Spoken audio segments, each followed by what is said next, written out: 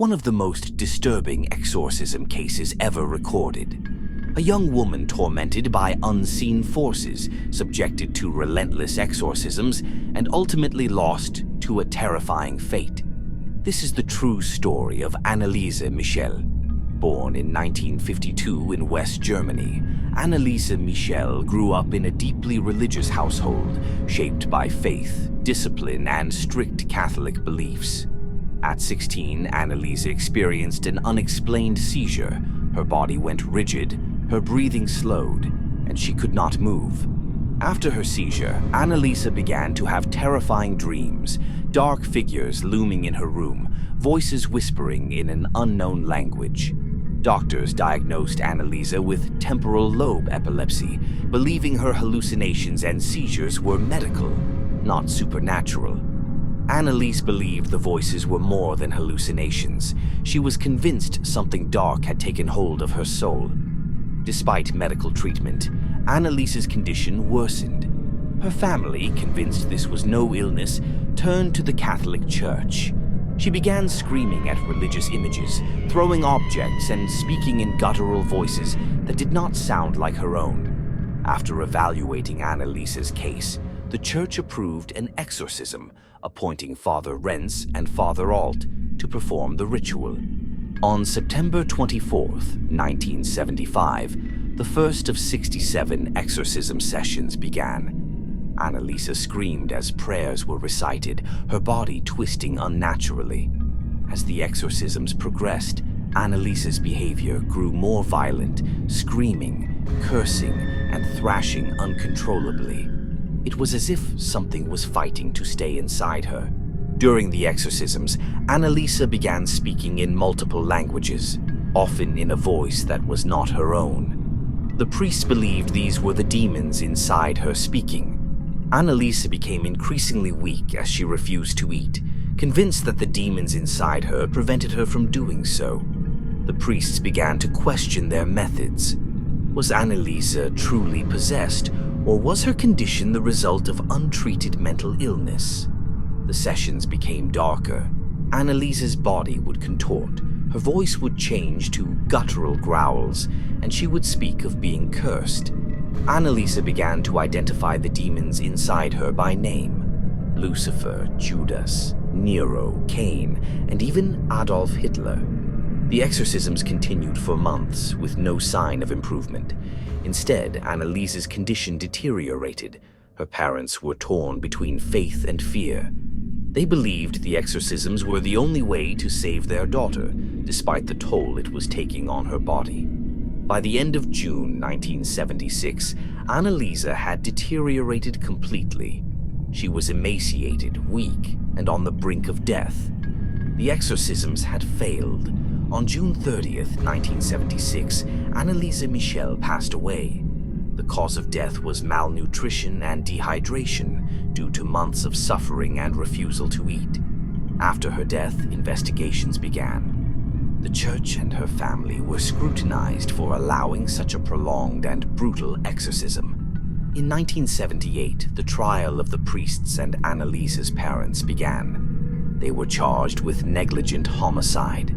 The defense argued that the exorcism was conducted in good faith, and they believed Anneliese was truly possessed.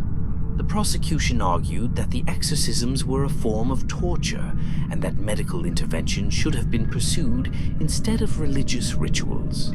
After months of legal proceedings, the priests and Anneliese's parents were found guilty of negligent homicide and sentenced to prison. The case sparked widespread public outcry. The media picked up on the story, and the debate about faith versus science took center stage. Anneliese's tragic story has left a lasting legacy. Her case raised important questions about mental illness, possession, and the role of religion in dealing with both. From a psychological perspective, Anneliese's symptoms can be interpreted as severe mental illness, possibly dissociative identity disorder or psychosis. The role of religion in mental health treatments continues to be controversial. For many, faith plays a healing role, while others argue it can exacerbate mental health problems. The ethics of exorcism remain hotly debated. Is it right to perform such an intense ritual on someone, especially when their health is in question? Anneliese's case led to significant changes in the Catholic Church's approach to exorcism, with stricter guidelines and requirements for approval.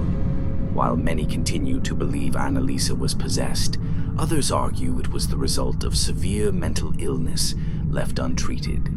The psychological trauma Anneliese endured throughout her exorcisms is a chilling reminder of the potential dangers of religious interventions when not properly managed. In response to the case, the Catholic Church acknowledged that Anneliese's case was handled poorly, and they expressed regret for not taking her medical needs more seriously. Over time, the role of religion in mental health treatment has become more controversial. Today, many believe that faith should not replace medical care. Anneliese's story has inspired countless films, books, and documentaries, cementing her tragic fate in popular culture. Despite the horrific outcome of Anneliese's case, exorcism remains a popular subject of fascination for those interested in the supernatural. The Catholic Church has since revised its exorcism guidelines, making sure rituals are only conducted with clear medical diagnoses and oversight. What might Anneliese have been going through in her final days? Her journals and writings offer a haunting insight into her mental state. What moral responsibility do religious leaders hold when dealing with cases like Anneliese's?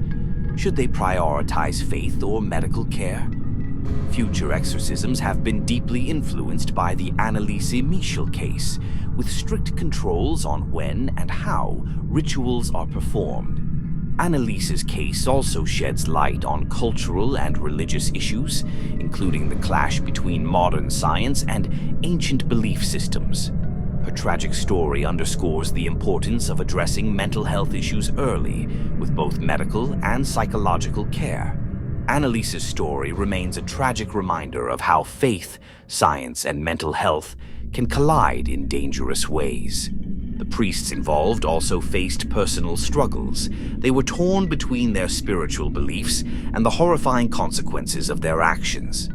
Her parents faced immense emotional trauma, believing they were doing the right thing by adhering to their faith. Anneliese's case raises significant questions about how we perceive possession versus mental illness. Where do we draw the line? Her story continues to be one of the most controversial, tragic, and thought-provoking in the annals of both religious and mental health history. Anneliese's tragedy forces us to think about the dangers of ignoring medical treatment in favor of religious rituals. The mystery surrounding Anneliese Michel's death may never be fully understood, but it remains a chilling reminder of how fear, faith, and misunderstanding can lead to devastating consequences.